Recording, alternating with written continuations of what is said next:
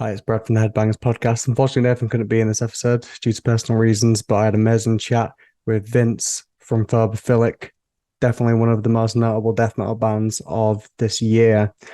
We talk about the newest album, Enveloping Absurdity, and also the influences that went into that. We touch on French philosophy, another philosophy. We also talk about his fears, his best achievements. It's all in this episode. So enjoy and don't forget to like and subscribe if you watch it on YouTube. And if you are listening on streaming services, give us a follow because it really helps in a rating. And enjoy the episode.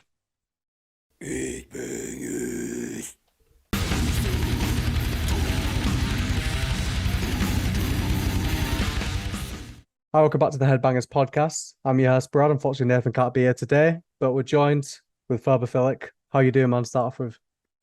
Hey, I'm good. Thank you very much. Thanks for having me. How are you? I'm all right, man. I'm all right. Yeah, it's honestly a Cool. pleasure. Your new album absolutely rips. But before we get into that, I want Oh, to talk thank you. about. We like to start off like a little icebreaker. Like, what's your funniest tour story or gig story that you can recall? Is there anything that jumps to mind? Oh gosh. Honestly, yeah, okay, one does jump to mind. We did this just like a little run in I want to say it was like 2019. We were just kind of promoting like the EP that we did at the time and just did like a little self-run tour, Mm. nothing crazy, but we ran into the fellas in Sanguisugabog, and this was like I think it was one of their like first tours when they were like really starting to blow up, and they were playing with Cerebral Rot and Fetid. So we just kind of like met up with them. We were like, "Oh, what's up?" And they invited us out to this gig. I think it was in Cincinnati.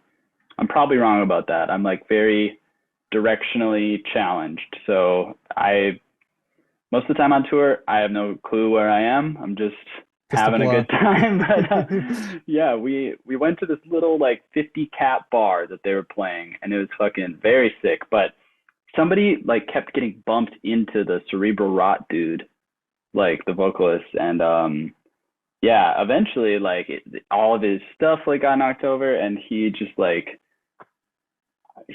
hit one of the dudes, and Oh then my the dude God. who got hit wasn't actually the one whose fault it was. So the guy who got hit like grabbed the guy who was shoving him and like took him outside. And we just we stayed for the gig. We don't know what happened, but then we at the end of the gig we like get outside and it's just like there's like some blood on the concrete. We were like, damn, that was just Wow. like one of the more wild things. never really, yeah, never really seen something like that. Like I don't know, Yeah, it it's was pretty funny. mad. I suppose, like, Yeah, obviously, when you're on tour too, like, the emotions are quite high. Like, you're probably a bit tired. Like, you just want to get on with the show. yeah. Sometimes someone just knocks over your equipment. Like, I completely get it, to be honest. Oh, I I could imagine, only like, imagine. Yeah, yeah, for frustrating for sure. sure. How did it get Yeah. resolved then? Did the guy get thrown out or? I he must have. I didn't. Yeah, I didn't see the guy later on. I think the guy who was getting pushed around just kind of handled it himself. I guess. I don't And you know. guys was like, yeah, we're just happy to be here. Yeah, We we're just want just to play a like show and have a good time. little quiet kids from North Dakota. We're pretty chill, so we just were like happy to have a beer and just mind our business. No, for sure, Yeah. man, for sure. Yeah, so I want to talk about your new release because, like, ever since it's dropped, like, everyone was just been raving on about it, and like, understandably why it's a masterpiece. But I want to talk about. I know that you in your spare time you do a bit of doodling, a bit of drawing. Do you ever Oh feel like yeah. the concepts that you draw, like, kind of incorporate into phobophilic sometimes? Like, do you feel like it's lyrically, or even just the way that you think about things, do they ever coincide? Oh, that's such an interesting question. I'm surprised you know about my doodling. I yeah, I don't know. I really loved drawing for a long time. I just never really like mm, I think a lot of the themes are probably similar. I definitely can't really draw anything other than like skulls and swirls and stuff. Just like fun dark Yeah, imagery for sure. So I guess yeah, it definitely has a lot of overlap with just like death metal imagery stuff. Although I do think that maybe lyrically we have some themes that aren't kind of the typical death metal like themes as yeah. far as what they're about. But yeah, still love that shit. I mean, it's all cool, you know. I think it sort of feeds over though. Like, once you get into one thing, like, metalheads are automatically drawn to like skulls and horror and stuff. Like most of us like horror films. We all like sort of, Yeah, playing some violent video games or something. But yeah, like totally. I think it just feeds through. So I think you will take some concepts and then imply it to another just naturally. Yeah, and hey, I think so too. Yeah, it's a lot of cool stuff. Like, who doesn't like a good skull design? It's just cool. Yeah, exactly. How long like what came first then, the metal or the drawing? Like how long you been into drawing? Mm, probably, I mean, maybe drawing first. I was just like a very, I don't know, I was kind of a handful as a kid. I was always like drawing on something. So Yeah. I wasn't like particularly interested in like making anything good. It was just a fun thing, you know? I didn't like try getting better for a long time. I just kind of liked doodling on whatever surface I can, much to the dismay of my teachers and parents at the time. But yeah, It's like a typical drawing kid that, just at the back of the class just drawing, not listening, like yep, that but was me for sure. Yeah. have you ever done any artwork for Phobophilic? I did like a just like a flyer one time for like a cool show we were playing, but otherwise not really. I kind of keep them a little separate. I don't quite feel that the caliber of artwork that I'm making quite matches what we want to like. I don't know. You know, it's that thing like you're your own harshest critic. Yeah. I just kind of want to hold the people that we've commissioned to do artwork for us are like much better than me, and I like their stuff way more. So Yeah. we'll probably keep doing that. Yeah. Yeah, I think it's sort of like a brand thing, isn't it? Like, you have your own style, like, that's not like the way that you usually go with your drawing style. So if you were to do that, it probably wouldn't be, something that you'd enjoy doing as much, I suppose. Yeah. I believe that too. Yeah. Yeah. Yeah. So I want to say about the obviously it's monumental this album. Like, what song do you feel most attached to? Like, it can be lyrically or like Mm. you're drumming in it. Like, what do you feel like you like come out of and like, yeah, this is the one and why? Yeah. I would probably say it's I'm a little biased just because since it's the song we did a video for, I had to play it so many times that I got like a little sick of it for a while just because like 2 days straight I played the song like fucking 40 times to get all the like imagery for the music video. But probably Nauseating Despair. I really love playing that song. I'm really proud of like it's definitely like my most interesting drum parts to date. I just think that yeah, I'm really proud of that one. That's probably my favorite as far as like playing it and like lyrically too. It's like, yeah, it's a fun one. I like that one a lot. Yeah, I think what struck me about the album is just like it's so technical, but at the same time, like it's got melody, it's got groove. Like it's not. I don't know Sweet. if you can class you guys as tech definitely. You're doing your own thing, which is awesome. But yeah, it just completely like slaps you in the face. But then you've got like little sort of harmonious moments. Yeah, what was the whole process of like collecting the ideas for this and then going ahead with it? Yeah, I mean, we definitely like the most important thing I'd say for us, like songwriting wise, is we're never like, oh, how could we make this like more complicated or something. Like we definitely just are very focused on what can like serve the song. Oftentimes I'll have drum parts written and it sometimes it's like it's too much and then we're kind of like, well, let's scale it back a little. Like it's kind of taking away from what the guitar is doing right now. It's not like as complementary as we'd like. And I think there are some moments where the drums like shine on the record, but for the most part, I view my role as the drummer as like a supportive role, you know, like Yeah. I really want to like embellish what the guitars are doing. I don't want it to be like, oh, well, who cares what the guitar is doing? Like the drummer's doing that Yeah. crazy thing, you I do what know? the fuck I want. Yeah, Just like yeah, yeah, right.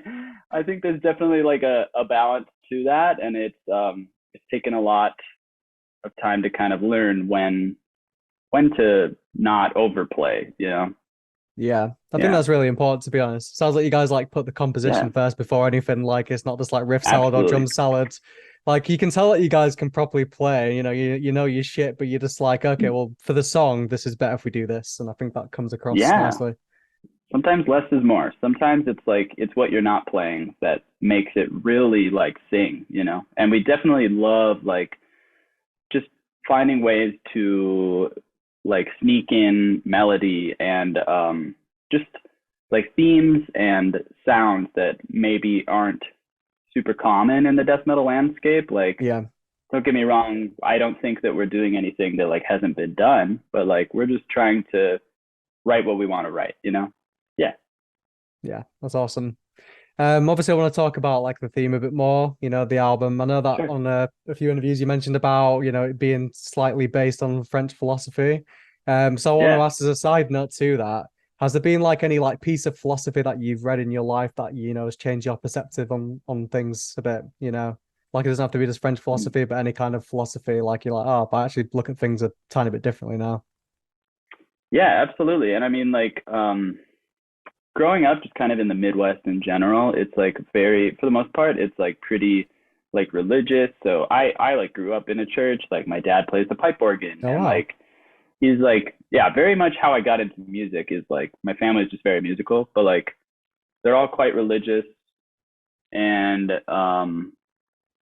when I started kind of, like questioning or just reading around, like I would say definitely like philosophy stuff it just gave me another option where I was like, for a while, I was kind of questioning like religion stuff. And I was like, well, then like, what's the point? And like, I didn't want to admit that there like wasn't more, but yeah, so like existentialism in particular, like really, really showed me that like, oh yeah, there doesn't need to be a God, and life is still very much worth living, and there's like a lot of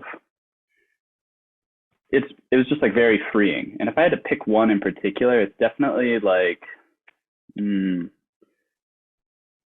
maybe I really loved The Myth of Sisyphus by Albert Camus. Like that one in particular, I really loved his comparison just to like, you know, viewing life as like that classic story of Sisyphus being cursed to roll the rock up the boulder up the mountain just for it to day after day go back down. But I liked that he didn't just like dwell on that. Like he didn't just dwell on like the torturous monotony. His whole thing is like, well, we have to imagine that Sisyphus was happy. Like he took pride in what he was doing, and he took pride in being like, you know what, screw the gods. Like he just like lived his life to the fullest, and yeah, he got punished for it. But like at the end of the day, yeah, live for you just have to yourself, right? imagine. You know, Yeah, yeah, fuck yeah, yeah. That's that's probably super one of cool. them. Yeah, Yeah, it's an interesting thing. I think what's cool about philosophy is like often like I've been getting into like getting reading into some Greek philosophy. Like it's not something that I've yeah, ventured into before, but like it's amazing how like people from so long ago just got things absolutely right, and like there's so many things that we can learn yeah. even now. Like we may have like all the technology now, but a lot of the Mm, basis for this came like thousands of years ago, like hundreds of years ago. So totally, it's super interesting. Like I think I've read some stuff that's changed my perspective, just like to be a bit more level-headed and just look at things less negatively. But yeah, it's very interesting. totally.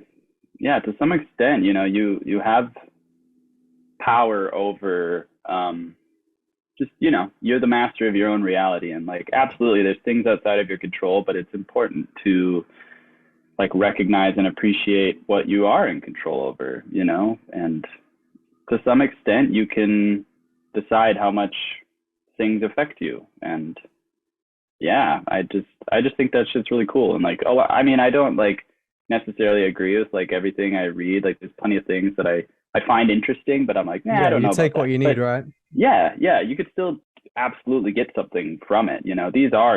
They are just people, like you and me who just like, yeah, maybe they had some grand thoughts and like really connected on like a topic, but like, they're just as flawed as us, and but they created a work that has like transcended them, and it's just that shit is so cool. I don't know, something like it. Absolutely. Yeah. No, I completely agree. I need to read some more into it to be fair, because I proper find it interesting, and I think it's Mm. a lot people could learn. I think like as a last bit on that, I don't know if this is from a philosophy book, but I remember reading somewhere like one of the coolest pieces of advice I got was like, you are not your mind, because obviously if you live your mind as a separate entity, because obviously sometimes you overthink things or you look at things in a certain way, but Yeah, like what you are and then your mind can sometimes be two separate things. So you kind of got to yeah, distance yourself sometimes for it, right. Yeah, yeah, it's wild. follow your own path. Mm. Um, So I want to talk about, when did you get into heavy music and like when was a turning point for you? Yeah, like I said earlier, with like just kind of growing up in the church, I very much at some point obviously rebelled, and I wanted to, as I feel like any real like metalheads can connect with. I was always looking for like something more extreme, and I was just Yeah. always like chasing the extreme dragon, if you will. And yeah, like I think it definitely started like maybe like middle school when I started out in like a private school, and then it didn't really work out too well for me, and I like yeah, that's probably when I found, just kind of the basic stuff, like nothing crazy, just I think my older brother like got me into a few things, like he was like Slipknot and System of a Down, and then from there, you go from there, and then you find the other things like Mastodon, or you keep kind of pushing the scale, and you're like, oh yeah, this is cool, but Yeah. maybe there's something crazier. Yeah, It's yeah, like being like a safe drug addict, you start off on the small stuff like marijuana, sure, yeah, work your way up. yeah. You're like, what's next? Yeah, what's more than this? Yeah, for Mm. sure. I think like we all sort of have the same origin story in a funny way. Like, we start off Yeah, we start off on our new mail, we work our way up, but then it just gets like heavier and heavier as it goes on. yeah, that's funny. Yeah, there's a lot of interesting stuff about metal, like how everybody across the world just gets into it like a similar way. Yeah, and it's just like it's a different feeling. Like I will say, I listen to a lot of stuff that isn't metal music, but there's Yeah, something really same. cathartic that you get from it, that especially in like a live setting, like there's just nothing in the world that makes me feel that way, and I just like love it. I just think it's the coolest shit, and yeah, it just makes me feel very like freed, and it's exciting. Yeah. Yeah, for sure. We were actually on a podcast recently and we were talking about like crowd mentality and just like, how Mm. when you go to watch a metal show, it's almost like everyone's feeling like the same euphoric feeling, but you're vibing with all your friends. Like it's like a unique situation that you can't replicate anywhere else. No, yeah, it's so cool. It's Yeah. super dope. So I want to ask as well, obviously we talked about your music. I want to talk about, what hobbies and interests do you have? You mentioned you draw, and do you have anything else that you do in your spare time? Um, yeah. I mean, I I I really like, I mean, we touched on this too, but I really just like reading stuff, and Yeah. it's not always like really thoughtful things, I also like, I think fantasy is cool, and like I read a lot of fiction and a lot of just yeah, just like entertaining things, in the same way that any media is. It's like it's nice enveloping yourself in some other world where your problems feel distant, and you Yeah. get to enjoy the problems of this character. And yeah, so love reading, love just like going on walks, hanging out with friends, love just like talking to people and connecting. And I just Yeah, think that that absolutely. is like one of the most important things. Yeah. Yeah, honestly, like I completely agree. And I think like since COVID happened, it's something that I've learned as well. Like, we started this podcast a tiny bit before that. We didn't do it for a while, and then COVID hit, and we're like, right, we're not speaking to anyone right now. So why don't we start a Right. podcast? Ramp it And up. yeah, Yeah. yeah. So like, we love all these bands. So why don't we just speak to them, have a chat, and just talk about the music, talk about silly things, let's talk about, deep stuff. And I was like, Yeah. that's kind of what I enjoy. It's like, why let's make it happen. Yeah. That's so cool. And like, that's my favorite thing with music. Like outside of performing it, I just love like talking to people about it, and like connecting with people in like, yeah, I feel like I've met like some of the fucking just coolest, sweetest, down to earth people through just like the underground metal scene. Like it's amazing. I've got just like a lot of buddies on Instagram and shit Oh that yeah. will just like every day just kind of message each other, check in on each other. It's important during times like this. And I mean, it doesn't seem like the world is going to get any less crazy anytime soon. Definitely So not. we No. gotta lean on each other. Yeah, yeah, for sure. Has there been like any moments that stuck out to you, while you've been on tour, like speaking to a certain band member that maybe you looked up to, or that you become friends with and you've taken like, something from them, oh, I remember that conversation forever now. Oh, absolutely. Yeah. We played this. The one that comes to mind is we played this fest in Philly called Death Nexus Fest, and we played with yeah, Mortuous played. That band is fucking unbelievable. All those dudes are so sweet. But we also played with Vastum, and I remember just like sitting in the like green room, like hanging out, drinking a beer, and I was like, oh shit, that's Layla Abdul Ralph over there. Like she's so sick, and I love her solo project music. I love Vastum. I love like I'm just very aware of who she is and the music she's done, and I'm just like I'm just this weirdo. Like I was literally like, I need another beer, and then maybe I'll punish her for like 10 seconds and just be like, "You're so sick, blah. Okay, I'll leave you alone." But then, yeah, I was sitting there like working up the courage to like just just fanboy a little. But then she like struck up a conversation with me, and I was like, "Whoa, what?" And then, yeah, she's just so sweet, and we just talked about whatever. Like, we talked That's about amazing. like what we went to college for, and like what kind of shit we're into, and she's just a total sweetheart.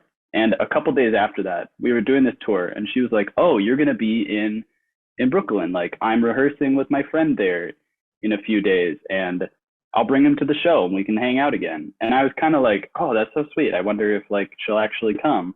But then, yeah, they showed up, and like we had just like another great night of like chats and hanging out, and yeah, it's stuff like that. It's so funny. It's like these people who maybe you like idolize a little, and they have no idea who you are, and then you just get to meet them, and you're like, this is just a person. They're just like a nice person who Absolutely. like also loves music and is passionate about like people and shit. It's just cool. I love it. Yeah, there's always that apprehension. Like, obviously amazing musicians like all across the board of metal and like, you do tend to idolize them in a way. But then when you speak to them, Yeah, like they are just dudes, all dudettes, they're just whatever. fellas. Yep, Like, yep, yeah, absolutely. And we speak to them like, oh yeah, it's just like speaking to normal, it's just normal people. It's just like having a yeah. conversation. They're just a weirdo like me who's into weird shit like me and is ready to talk about it and is excited about whatever. It's cool. Yeah, for sure. I think we've definitely like had the nerves before, like, especially if we've interviewed someone or if we just like, we go to a show and we see the band members hanging out. But you just like Totally. just get past that, just go speak to them. Well, what's the Mhm. worst that will happen? Right. Yeah. Yeah. I've definitely like I've gotten better at it where I'll just go up to people I want to talk to and just be like, "Hey, that was sick. Let me buy you a beer." And it can just be that. Like maybe you Yeah. just buy them a beer and then you're like, "All right, have a good night." You don't have to like whatever. But yeah, I fucking love it when like random people talk to me or like they somehow know that I'm in the band, and then it just blows me away. I'm like, how I've never been to this city and you like know about my band. That's just the craziest thing ever. I just think it's so cool. And I love just like getting to meet new people that way and like just talking about shit we're both passionate about. It's too cool. Yeah, it's like a big connecting event, isn't it? We're all there for the same Yeah. reason. Yeah. Yeah. Yeah, for sure.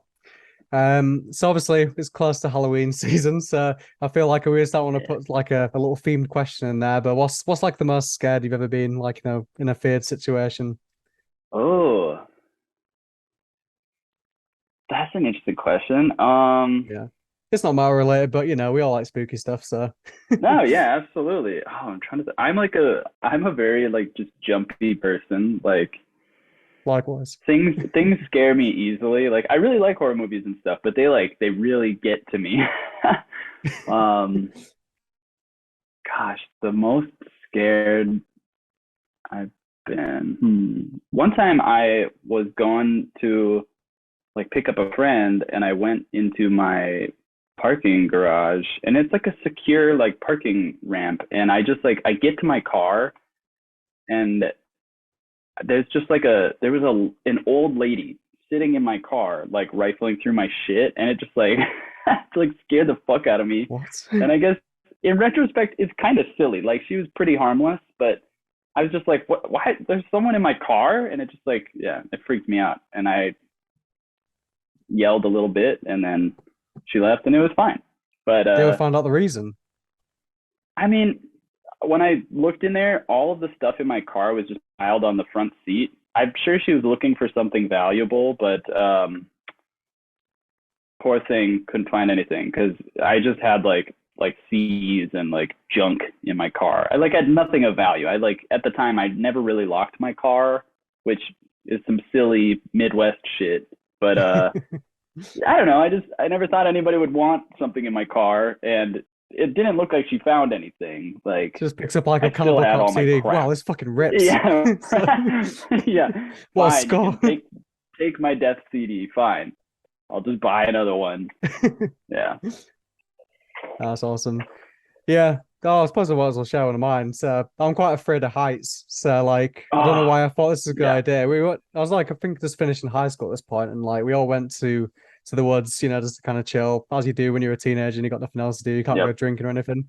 Right. So yeah, there's this rock, and everybody wanted to climb it, and I was like, so this sort of peer pressure moment. So I was like, well, I can't not climb the rock, and it was like a lot higher than what I You got expected. it. And I was stuck at the top, and someone literally had to like guide me down because I was like, my hands are Yeah. getting sweaty. I was like, this is it. I can see my life flashing This before is my it. eyes. I'm dying. Oh man. Yeah, I'd be in the same boat. Also, not a fan of heights. Yeah, no, thank you. Freak me out. No, and I'm not like a super like I can't like get on a ladder. Like I'm not coordinated neither. like that. I'm just not. Yeah. Yeah, no, absolutely. So I want to ask as well. This is like a bit of a silly question as well, but if you could Yeah. describe your music as a cocktail, what would it be? Oh, as a cocktail. Yeah. Hmm, as a cocktail, I would Don't say rum say and coke maybe. because one band member said rum and coke, and I was like, is that the Yeah. best you could think of? Cuba Libre's not a That's fucking yeah. cocktail. Come on. Come on, man. No, I'm trying to think of like a specialty cocktail. Something, something that's got like a nice sweetness to it, but also has like, gosh, just like a blend of things, like something that's hard, but is also nice and light. Yeah. Fuck, I don't know. Maybe like we're not too fancy, so I'm not getting a lot of cocktails coming to mind. Most of the time I just drink like cider or like hams. I'm a simple man. So it's always good.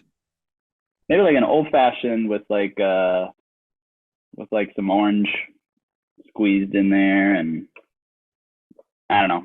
That's the first cocktail I can think of. I love that shit. Those are so good. I'd say that's pretty fair, to be honest, because like whenever you drink like alcohol with juice, it's always like the slow creeper. Like it feels nice and sweet and then Yeah. it hits you. So I think that'd be quite accurate for Phobophilic.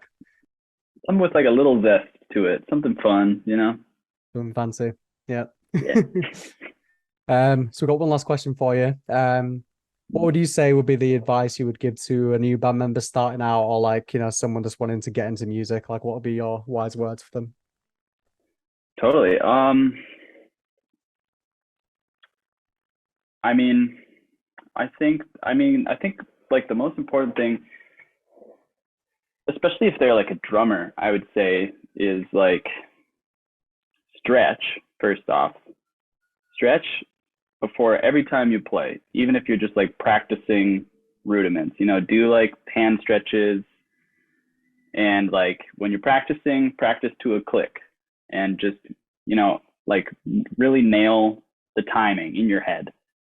Then when you're live, you don't have a click. So you are the click. But other than that, I would say just like have fun and like push yourself, like, but also something that I've been like kind of learning lately that I have found more important to me. I don't want to I don't have like a desire to be like the best, you know. Yeah. I don't need to be like a better drummer than someone else. Like what I am most like concerned with is just like writing the best like songs we can, you know, just like really putting everything into it. And I would rather just, yeah, write great music and be known for that than like, oh, he's like the best, whatever, you know. You're only in a competition with yourself, and you Yeah. just need to learn to appreciate your skills and like, yeah, like hone ones that you'd like to have too, but also, yeah, you know, not be too hard on yourself and just have a good time. I don't know. It was kind of a whole hodgepodge of random advice, but the best I got. Yeah, I think that's really good to be fair. And I like you included some of the physical stuff with drumming as well, because a lot of people think about, just kind of going through the tactics of it, but like, it's quite an important thing to be Yeah. honest. Like I always often look Oh at my drummers like, how the God. fuck are they like, not have broken legs from doing this? Man, yeah, stretch. I wish that I would have done it more regularly when I started. And like earplugs, you know, like protect your hearing, protect your hands. Like they're the only ones you got. Yeah, Yeah, and you can ruin them. absolutely. Yeah. But yeah, thank you so much for coming on, by the way. You should be Oh, very of proud course. of the new album because it absolutely rips, and there's a reason Dude, why thank you so everyone's much. talking about it and blowing smoke up you guys' asses because it's fucking 10 out of 10. One of the best records this year. Fuck. Thank you so much, man. Truly means the world. Thanks for listening Yeah, and for having me on. This has been really sweet. absolutely. Yeah. And as I say to all the guests, come do a UK tour because we will be there. Oh, dude. Hey, it'll happen. It'll happen. We're coming. Can't say when, Awesome. but we'll be there. Can't wait. But yeah, all the best, man. And wish you the best luck with this year. Dude, likewise. Thank you so much. Right. Take care.